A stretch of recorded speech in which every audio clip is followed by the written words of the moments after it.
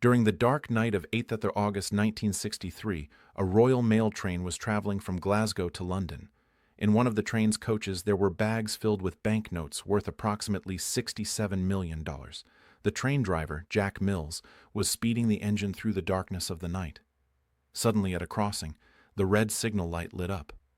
For the driver, this was an abnormal situation, because at that time and place, a red signal made no sense at all.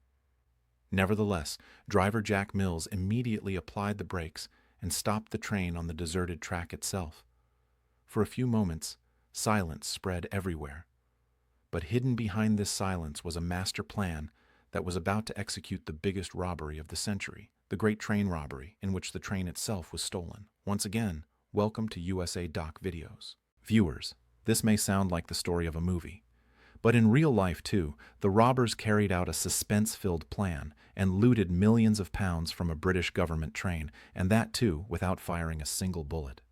It all began months earlier, when a few well-known London criminals sat together to carry out a new operation. Bruce Reynolds, who was the mastermind of this plan, started designing a unique robbery along with a few of his companions. He had secret information about Britain's National Postal Service, Royal Mail. This secret information came to him from a senior Royal Mail security officer, whose name was never known to anyone.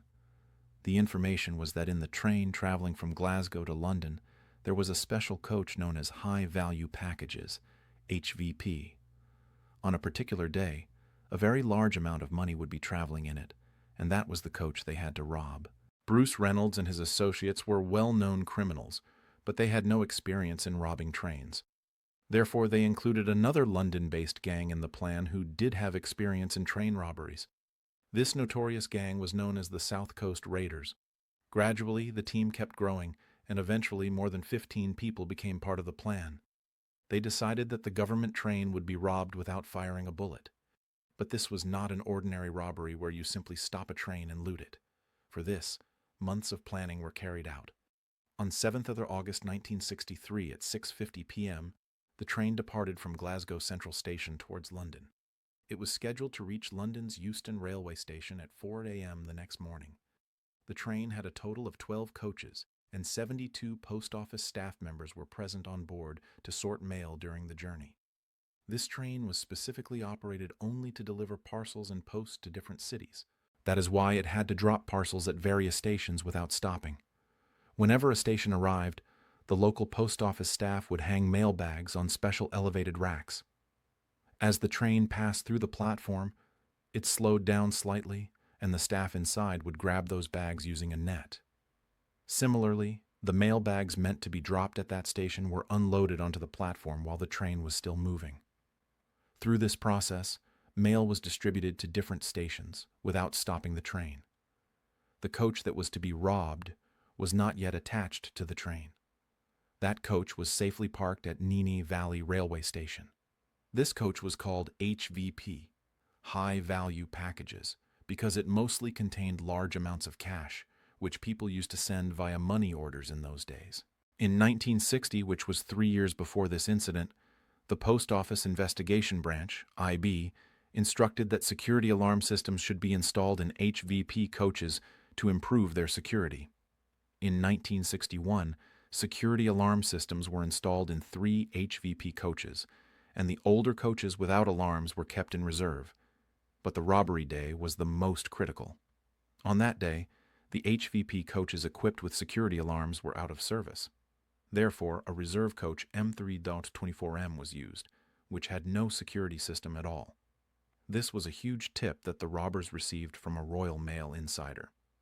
When the train departing from Glasgow reached Nene Valley Railway Station, the railway staff attached the HVP coach as the second coach, right after the engine. This was the first tip the robbers received. But the second tip was even more important. Normally, HVP coaches carried around $300,000. But since the previous week was a bank holiday weekend, on the robbery day, nearly $3 million in cash was present in the coach. And this was tip number 2, meaning the coincidence that occurred on this day might happen once in several years. Not only was 12 times more money being transported, but coincidentally, the HVP coach with the security alarm was also out of service. But for the robbers, This was not a coincidence. They had been planning for months specifically for this day. The train, along with the HVP coach, departed from Nini Valley Station. Night had already fallen, and 58-year-old driver Jack Mills was rapidly taking the train toward its destination. Meanwhile, the gang of robbers was lying in ambush near the railway track, hidden in bushes. Their planning was absolutely perfect.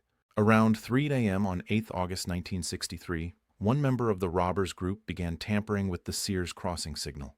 He blocked the green light by placing a glove in front of it and used a battery to activate the red light. After that, they all hid and waited for the train. When the train approached Sears Crossing, the driver was extremely surprised to see the red signal, because normally trains were never stopped at this crossing, especially not the Royal Mail train. Still, Jack Mills applied the brakes and stopped the train exactly at the signal. Suddenly, a strange silence spread all around. Meanwhile, the assistant driver, also known as the second man, got down from the train to contact the signalman using the trackside telephone. When he lifted the telephone, he discovered that the line had been cut, which was also part of the robbers' plan. The second man was just about to turn back toward the engine when the robbers emerged from the bushes and captured him. Some robbers climbed up onto the engine from both sides and tried to overpower the driver. When Jack Mills resisted, one robber struck him on the head with an iron rod, causing him to lose consciousness on the driving seat itself. The robbers had come with complete planning. While this chaos was happening in the engine, some team members detached the first two coaches from the rest of the train. Their plan was to take the train itself away from there. But where? About 1 kilometer from Sears Crossing, there was Bridego Bridge, where the robbers' truck was waiting. They had also brought along a retired railway driver with them. They had brought him along, whose job was to take the train up to Bridego Bridge. Up to this point, everything had gone exactly according to the plan. But now the robbers faced their first problem. The driver they had brought with them became frightened just by looking at the controls of this new engine, because he had never operated this engine before. Out of compulsion, the robbers tried to bring Jack Mills back to consciousness and forced him to drive the train 1 kilometer ahead. Now the engine and the two coaches started moving again, and after traveling 1 kilometer, they stopped it at Bridego Bridge. During this time, the staff present in the remaining coaches left behind had no idea why the train had stopped. After reaching Bridego Bridge, the robbers broke open the door of the HVP coach, entered inside, inflicted moderate injuries on 5 staff members, tied them face down with ropes, and began their operation. Inside the HVP coach, there were a total of 128 sacks filled with cash. These contained $1 notes, $5 notes, and 10-shilling notes. The total weight was approximately 2.5 tons. The train was on the bridge, and below on the road a truck was standing. According to the robbers' plan, they had only 15 minutes. Therefore, they formed a human chain and one by one loaded 120 out of the 128 sacks into the truck. The remaining 8 sacks were left behind due to lack of time. Their plan had worked absolutely perfectly. But in the end, one single mistake occurred, which later proved to be the most helpful factor in getting them caught. While leaving, one robber told the tied-up staff inside the HVP coach that do not even try to get up for 30 minutes, otherwise you will lose your life. The robbers had an Austin Lodestar truck, onto which all the cash was loaded, and they also had 2 Land Rovers, on which they had placed the same number plate to mislead witnesses, BMG 757. After the incident, they all fled from there. After about 45 minutes of driving, at around 4:30 a.m., they reached their hideout, which was about 43 kilometers away from the crime scene, near a village called Oakley. During this time, they were also listening to police communications on a VHF radio, which helped them a lot. At the exact moment they reached their hideout, the police also became aware of the robbery, but for the time being, the robbers were very happy. They arrived at the hideout and indulged in celebrations and fun. They even played the game Monopoly, and that too using real banknotes. But this happiness was only a guest for a few minutes. Shortly after, through the radio, they learned that the police were searching for them within a 50-kilometer radius. The idea of the 50-kilometer radius came to the police because of the statement given by the staff member whom the robbers had threatened with the half-hour warning before fleeing. So the police had a clear idea that within half an hour, the robbers would still be present within a 50-kilometer radius. Hearing this, the robbers became extremely panicked. Now, the plan to leave the hideout, which was supposed to happen on Sunday, was shifted to Friday. On Thursday, they distributed all the money among themselves. The looted amount was around $2.5 million. According to some reports, each person received about $150,000, which was a very large amount in that era, meaning each person's share would be equivalent to $3.9 billion today. The remaining money was distributed among the small helpers who had played minor roles. Before Friday, they wiped all their fingerprints from everything in the hideout and assigned one person the duty that after they left, he would burn down the hideout so that the police would find no evidence at all. He took the money, but ran away without burning the hideout. Meanwhile, the police were searching for them throughout the entire Buckingham area. Helicopters were flying over the city, police vehicles were rushing everywhere, and there was chaos across the national media. The police also announced a reward of $10,000 for anyone providing information. At this, a man living near the hideout came forward and informed the police that on the morning of 8th of August, there had been a lot of activity there. Without any delay, the police immediately raided the hideout. It was a leather-slayed farmhouse, which the robbers had rented 3 months earlier. The police found a large amount of evidence there related to the robbery, such as empty sacks, mail items, and a truck, which had been hastily painted yellow.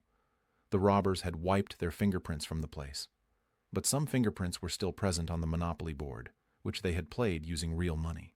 These fingerprints proved to be a major breakthrough in the case, because all of them already had some kind of criminal record.